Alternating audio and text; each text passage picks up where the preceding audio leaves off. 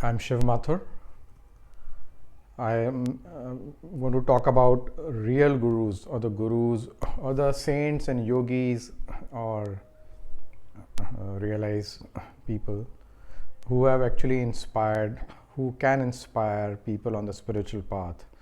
I have spoken in my earlier videos about how to find a real saint or a real yogi, and my whole idea about my YouTube video started with that only, because I wanted to share my experiences and about my search for real yogis in the Himalayas, and I found some very good yogis, and I thought I will share that through YouTube so that people who can see this can become aware of existence of some real good yogis in the Himalayas. They should be there in other parts of the country or part of the world, but Himalaya is generally a place where there's a larger concentration of such people who go for their sadhana and tapasya, or or a ascetic or a austere living. So making a video about how to find a real saint, and then I also have made a video about bookish gurus who are having bookish knowledge, and I have also made a video about fake gurus which should be uploaded just in a few days. And after that I thought I should also talk about real gurus. It's not about I should not be talking about only fake gurus or bookish gurus, but then we should also now understand, if you are on a spiritual path, who will inspire you, what kind of gurus are there, and what kind of gurus were there, where all can we take inspiration from. So I will name some of the yogis who inspired me, and probably I'll talk a few lines about them. So I'll be more focused towards Indian gurus, Indian yogis, though I'll also mention that there are many saints who have been there in the other parts of the world, whose teachings can be a good inspiration. I have not studied their teachings. Their teachings are written in a different different way, so everything has to be interpreted, but the essence of teachings of all realized souls is same, and only the way they talk or the language power of expression or maybe some kind of way they explain using some aspect with more focus on some aspect, only that is the difference. Otherwise I think even if it is a religious book from any of the religion, they are trying to showcase a way of living and way of thinking which is all centered around the same essence of simplicity and austerity and purification of mind and being a good human being. So now coming to naming, most of the gurus must be known to you, but a lot of people don't know. So Swami Vivekananda is one with whom I started watching his videos on a channel. Our channel is called Supreme Yogi, who they used to take some excerpt from his books, and it'll take one page and make a video in that format where the text has been copied and there is a background music or the background photograph. So these videos, when I started watching them, I started picking up the clues or some of the keywords which were actually of use, which were very potent and conveyed a lot of meaning, and they gave a clarity to you and helped you to begin thinking like that, understanding those potent words which have a great potency in terms of understanding the reality of life, about the human existence and the purpose of life. So Swami Vivekananda, his teachings are also, I would say, in a very simple language, and he is basically explaining Vedanta, and Vedanta is also a teaching of which has been written down in a book, but a real teacher will actually explain you by living it, by exploring it, and by experiencing it, and that kind of teacher. So Swami Vivekananda was one realized soul who understood Vedanta. There is a different, somebody studied Vedanta and somebody understood Vedanta, and somebody is now living that. When you understand by experience, you live it. So the Swami Vivekananda was living Vedantic Guru who understood Vedanta, not just by studying the scriptures, but by self-inquiry, through his Guru's grace, all that. So I'm talking about some of the Gurus who are not there, but their teachings are still there, which can be a good guide to pursue your spiritual journey and then explore it yourself. But these are all guide yogis who will keep guiding you, and their words and wisdom is still very potent. Then comes Yogananda Paramahansa. His teachings are also amazing. The way he teaches and the way he speaks is very different from Swami Vivekananda, but again what he's trying to convey is same, and he's sharing his experiences, his travel, spiritual exploration when he went to the Himalayas, and his Guru Yukteshwar Giri, his teachings, Lahiri Masaya, his teachings. Then you come to Maharishi Ramana. Maharishi Ramana is another well known. I don't think I should be naming these teachers, but I definitely took inspiration from them. So that's why I'm mentioning. So it's not that you have to go searching for a guru, a yogi who's there, but you can take inspiration from their teachings itself and pursue and move on your path. Maharishi Ramana's teachings is also Vedanta, but he talks about duality, non-duality, Advait. And through non-duality, duality, he's trying to explain the illusion of the world, which is a duality. And there is only one, reality is only one, there's only one God, and there's only one world. And so we have to, how do we move out of this external world, which is temporary and transient and illusionary in a sense. So what is a reality, which is the consciousness and the Paramatma, or the ultimate cosmic energy. So this is what he's trying to explain, and through a different kind of a technique. I don't call it a technique, but it's a different kind of philosophy, a different kind of approach to understand, make you understand and realize your true nature of a human being. Then I will say Swami Rama or Swami Ram, how you want to pronounce it. Swami Ram actually, but it's written as Rama, so a lot of people say Swami Rama, but it is Swami Ram. So like my name is Shiv, but it is written as Shiva, Shiva, but it is pronounced as Shiv, So that's how it happens in English probably. So Swami Rama has many videos. He was also a wonderful yogi. He spent a lot of time in America teaching, preaching in America. Swami Vivekananda went there. Yogananda went there. So these were the three gurus who went to America, real gurus who lay the seed of spirituality over there, awakening in America. America is one country which really badly needs spiritual awakening. They are extremely trapped in the materialistic world still.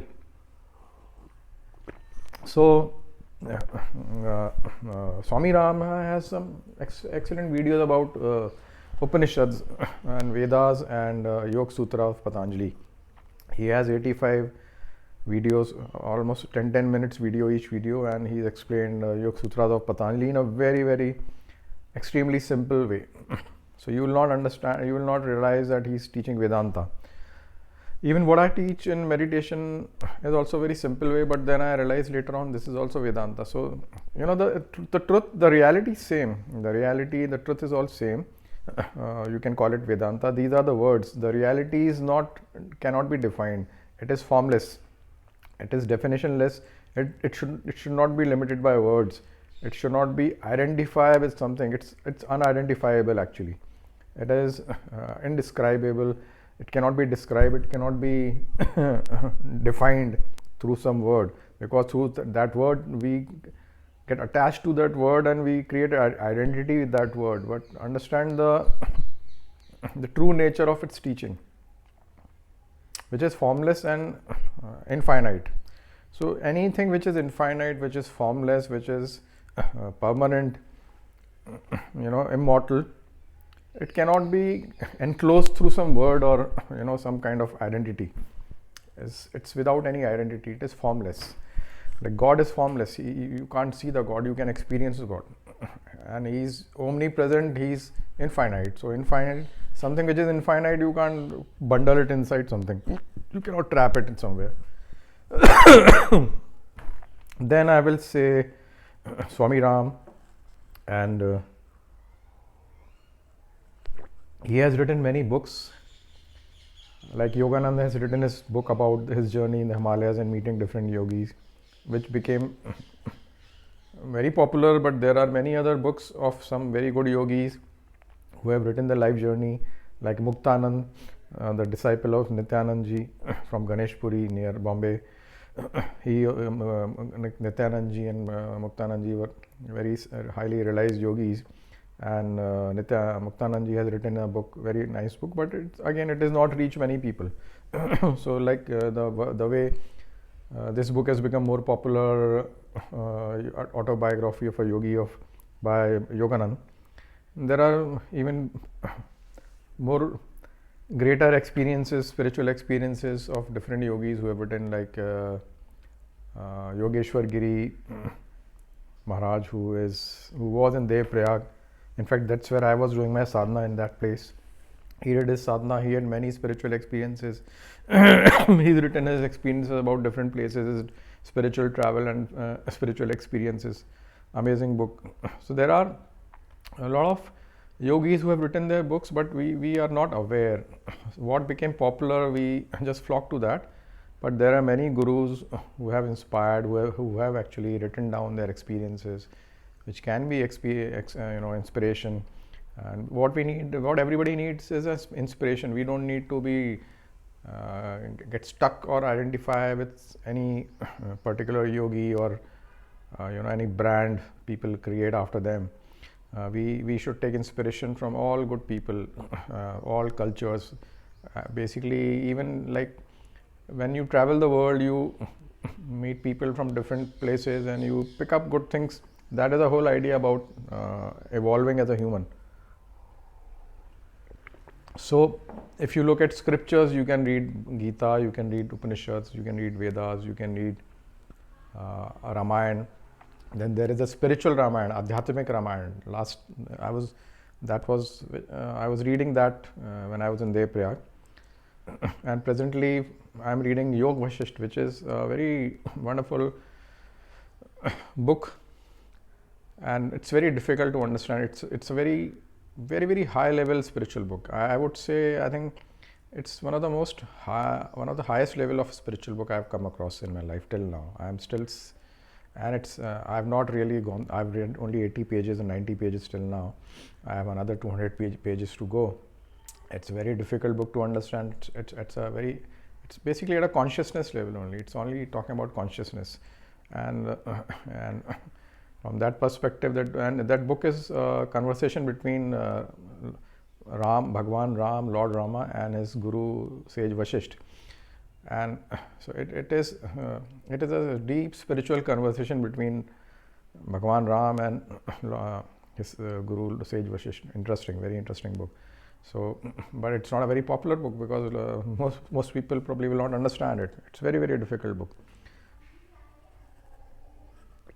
Then you have Nisargdutta Guru Maharaj. He was in Bombay. He was also a self-realized yogi. He has also taught on duality. His way of teaching is very different. Now, if you see some Maharishi Ramana, he was not really teaching, but he was like a silence. So he used to transmit through silence. His way was very different. His presence was very different. His presence made a lot of transform people.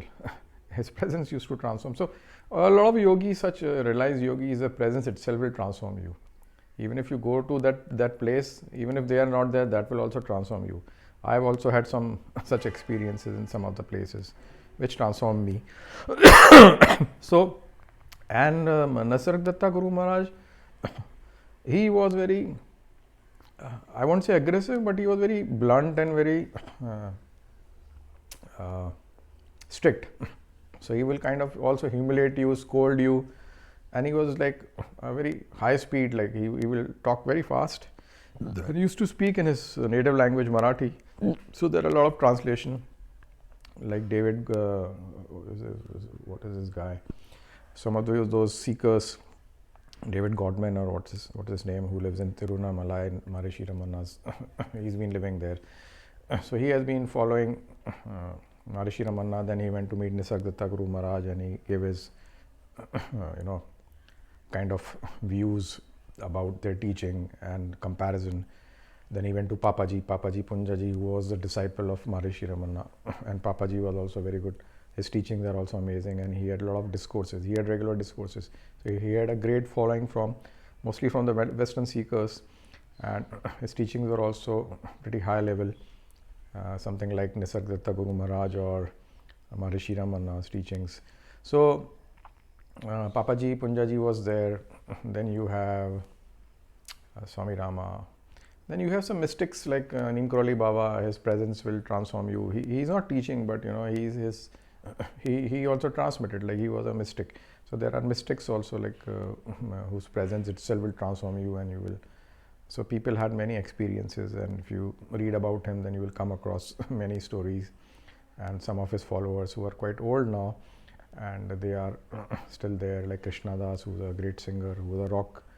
He had a rock band. Now he's a bhajan singer. He sings bhajans of Lord Ram and Hanumanji.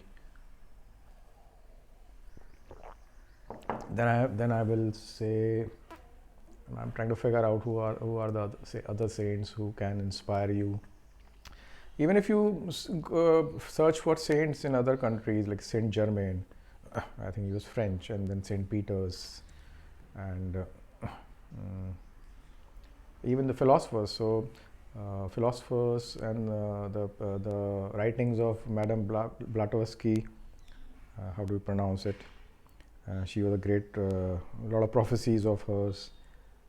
Socrates, Aristotle, Marcus Aurelius. So many many thinkers, philosophers, saints. So all these Rishi Munis, whether you call them saint or philosopher, so all were actually philosophers. They were all basically philosophers, because they did self-inquiry.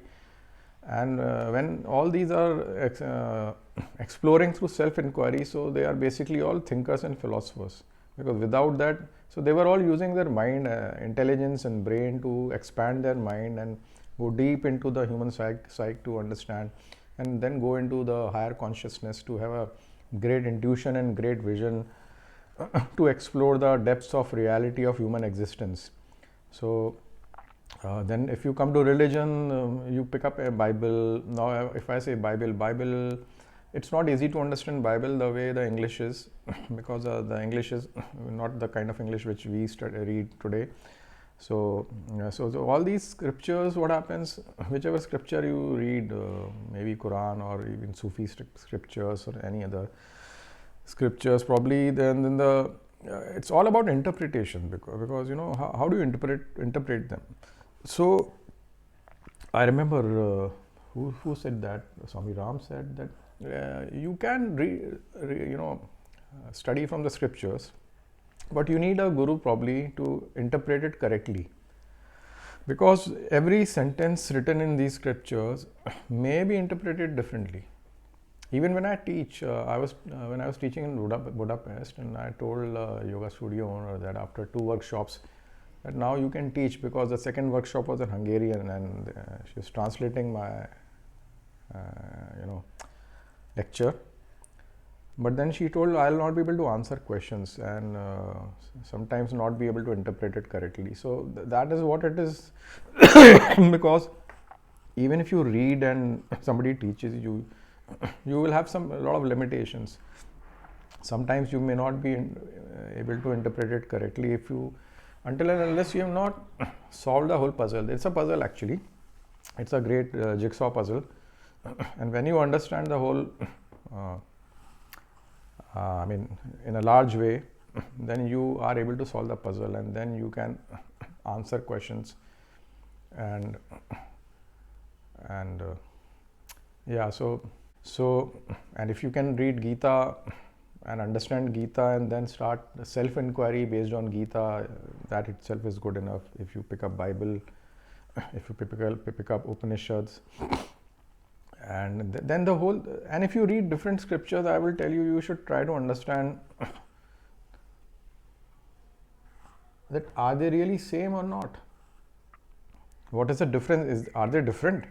If you really understand that they are same, then you realize that all the saints and sages, real saints and sages, and rishis and munis and yogis or mystics, they have all understood the essence of reality, and they will all talk the same thing. It's only we may interpret it differently, we may find them appear to be different, but they are all teaching the same. I missed out two very, very important gurus. When I finished this video, I realized I forgot about Kabir and Guru Nanak, though there are 10 Sikh gurus. But Kabir and Guru Nanak, they were like some different league. They were in a very different league. So I'll talk about Guru Nanak. Guru Nanak started, he was a very highly realized saint, and they were like avatars. Kabir, the way Kabir was born, the story is that he was born on a lotus flower, and he was found on a lotus flower floating. And so Kabir, in the Guru Nanak, Kabir were like a very saints which were a very different league at all. Compared to the saints which yogis have spoken about. But I think there's no comparison. They were all unique in their own way. But Guru Nanak, the great thing about Guru Nanak, I feel, is he wrote that Gurbani, Guru Granth Sahib. And the Guru Granth Sahib is basically it's basically Vedant. And the Gurudwaras, the temples, the Sikh temples which got established, and what got practiced in Gurudwaras is something like pure Vedanta. What teachings were there, it was put into practice. So if you associate with Gurudwara, if you live that way of life, which is service, Sangat and Sankirtan, so you do chanting, you have a good company and good discussions, and you do seva. These are the essence of life. If you practice these regularly, you will evolve spiritually, you will purify yourself, and you will become a great human being.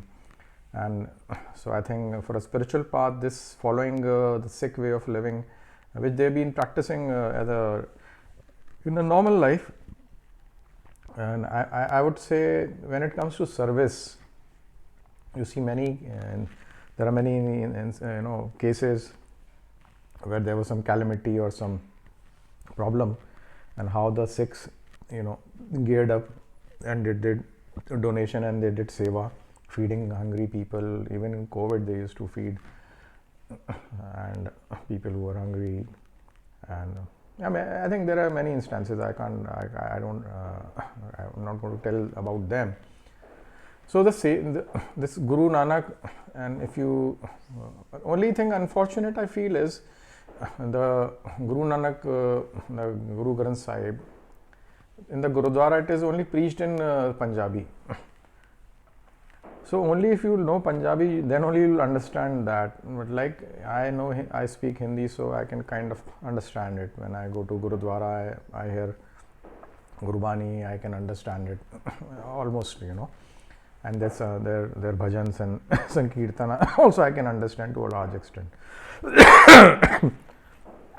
And so if sometimes I felt what they preach in the Gurudwara after Sankirtan, the discourses, I wish they could have been translated into other languages, because it's a very beautiful discourse. It's a wonderful discourse.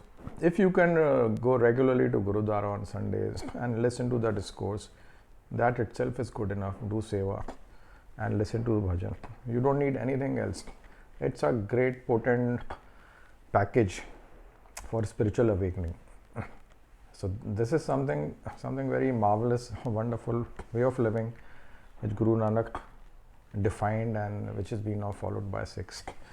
So Sikhs had the Sikh community had 10 gurus, and gurus, we all search for gurus, and I think they had these wonderful gurus. Now coming to Kabir.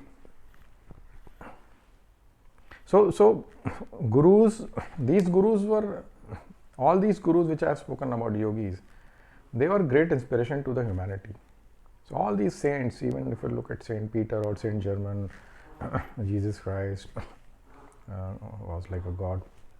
So they all these saints were great inspiration, amazing inspiration. Their life was spotless, So coming to Kabir now, Kabir is like, for me, I will say ultimate. If I have to follow anyone, I can follow. His style was very different. His word were like originated. His each word was like a pearl, like a diamond. And his words were like, cannot be described. I cannot, even describe how potent they were. The best thing about Kabir was his words were like a bullet. They'll hit you. So he was, in a way, a satire or a sarcasm. So he was like shooting people, hitting them hard. He was like a social reformer, I would say. So he will hit everyone very hard. All the fake things in the religion and not really truly spiritual, he used to expose that, and his words will give you a right direction, because they will hit you very hard. They will awaken you from the slumber. They will remove the ignorance which you are following, the rituals or the rat race. So he will actually enlighten you. Actually, he'll lit up the candle so that you can see the reality. So each word could expose you to the reality and also expose the ignorance which is governing us through these fake sellers of religion, or fake users, or I would say abusers of religion, or selling the adharam as dharam. Today what is happening is adharam is being practiced and followed, but it is preached through dharam. So in the dharam, in the garb of dharam or religion, adharam is being preached and practiced. So he was basically exposing this, and also then take you even higher to understand, realize God and realize your true nature. So if you follow his teaching, so he was like a poet. Now the problem is his language was very, very different. Like today I can't understand what poems he's written. So people have to be from that, they have to understand that language, that local language, or his typical words, language which he used to really decipher or interpret what it meant. So his style was also very, very unique. Like no one has that kind of style. So and this world is so unique, so vast and so infinite, that people can have many approaches, many methodologies, many ways of transmitting the knowledge. So these are the sages, I would say. You can and I would probably recommend Kabir as the one you can just blindly follow. Just follow Kabir, or maybe you can follow Nanak, Guru Nanak. If you follow these two, you may not need any more gurus. You may sometimes follow Yogananda also, you may follow Vivekananda ji also. But if you follow Kabir and Nanak, I can tell you, you don't have to look anywhere else. They were that all-encompassing. The teachings were, it will hit you so hard that you will awaken very fast, and you will not need any more support from anywhere else. While some of the other yogis I have mentioned, they have taken a support of the scriptures also, like Kabir is not talking about Vedanta actually. You will not realize that there is Vedanta in his teaching. So it is very, very open. It's like open source software which has no connection with anything, but it is like very, very formless, very, very formless. It's very open book. It's there for everyone. It has no relation with anything. It is actually very, very in the purest form, I would say, in the purest form. There is no name for Kabir's teaching. Nobody has been given, nobody could give any name to Kabir's teaching actually. But there are few names, I think, but otherwise generally it is his poems basically. So there is nobody made a cult, or nobody formed any teaching, but it is still formless, it is still nameless, and I think it is in the purest form. So if you follow Kabir also, it'll be wonderful. Now 2 more saints I forgot. So I'll keep forgetting and I'll keep remembering and I'll keep adding. So I'm making different files and then I'm adding them in the same video, because I realize I forgot this important saint, and I'll probably forgot quite a few. I should talk about Jesus also, but I think I need to explore Jesus differently now. I have not done that. Like when Christianity is God, but all these realized souls are all God only. I think we all are part of God that way. So I will now mention there are many Sufi saints, Rumi and Chishti, Moinuddin Chishti, whose dargah is in Ajmer. So yesterday I was trying to see that, because I want to explore a little bit of Christian teachings, and I want to explore Sufism also. Though I do listen to a lot of Sufi saint bhajans, they are amazing, and they touch you so beautifully inside. So this spirituality is vast. You can eat, sleep, drink, walk and talk spirituality. It is so vast, and there are so many different forms, different methods, and all wonderful saints. Each are wonderful and beautiful in their own way. So basically one need not do any comparison. So there is no need to compare when it comes to these realized saints or avatars or gods. I'll talk about another saint who was actually an avatar, or was a god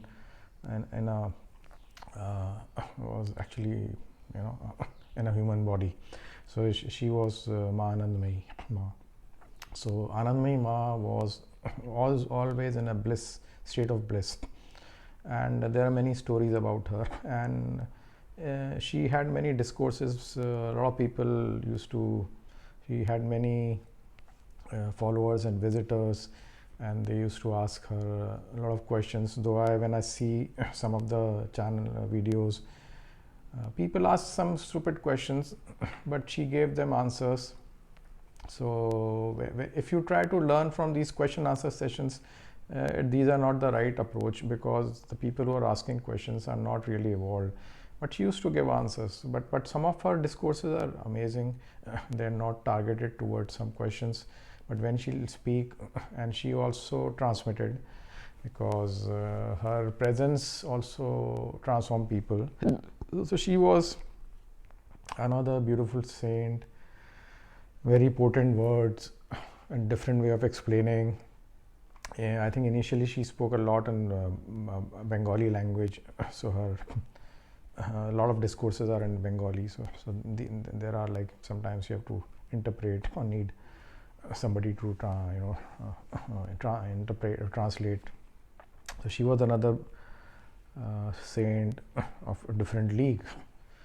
And then I missed out Shivananda. He was actually a doctor, a surgeon, and then he suddenly left everything and went to Rishikesh, and then he went to the Himalayas, did his tapasya sadhana. In fact, he is one saint who actually took samadhi. If I talk about all these saints, he is one saint who took samadhi. There is a video on YouTube of his samadhi. So a lot of saints, they told when they are going to leave their body. So I am not even aware. There are so many saints who used to say that tomorrow I am going to leave my body. Even Devra Baba, he took samadhi, Jal Samadhi. So I think Devra Baba was born in water in Saryu, and he took samadhi in Yamunaji. So last 2-3 years, couple of years, he was in Vrindavan. He was actually from Devariya, and he came from the river. So I believe he was also avatar. So, but he was not. There are some discourses available of Devra Baba also. So Shivanand was. You can see a live samadhi that he took samadhi. So his teachings are also amazing.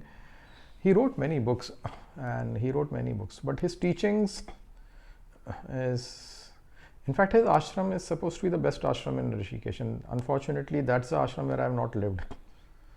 I've lived in so many ashrams in Rishikesh, but his ashram I have not lived, and I have heard that his ashram is the only true ashram which still exists in Rishikesh. But there are a lot of rituals. He had many disciples, 6, 7, 8 disciples who also became very famous. Chinmayanandji, Omkaran Saraswati. So he had many disciples also. But he has many books. I have not really gone through his books. But one book which I would strongly recommend to most people who are seeking meditation, want to learn meditation. He wrote a book called Conquest of Mind, and he's given some 100 methods of meditation. So if somebody wants to read that book, I think I had that book, I gifted it to someone, because I don't read books, but I did buy some interesting books, and I used to gift to my friends from the yoga world. I think I'm going to buy that book and I'm going to read it again, so that I can share about his book. That's one interesting book I would recommend people. And like those people who read autobiography of a yogi, I will recommend they should also read Living with the Himalayan Masters by Swami Rama, because it's pretty much similar. In fact, Swami Rama's guru told him to travel, though which is different from Swami Vivekananda or different from Paramahansa Yogananda. Their guru didn't tell them to travel, but they wanted to travel. So they went to travel, met many yogis in the Himalayas, and that's why they wrote these books. But in case of Swami Rama, his guru told, you go and travel, explore. So the idea was that he'll meet many realized yogis in the Himalayas and he will learn from them. So I like that concept, because I also followed that. I also travel and meet many yogis and I learn from all. Or I at least, even that interaction itself is something, an experience of life. So Swami Rama did that. So Shivanand, I have not read his books, but he's another realized saint who can inspire you and give direction, and his teachings can give you some direction.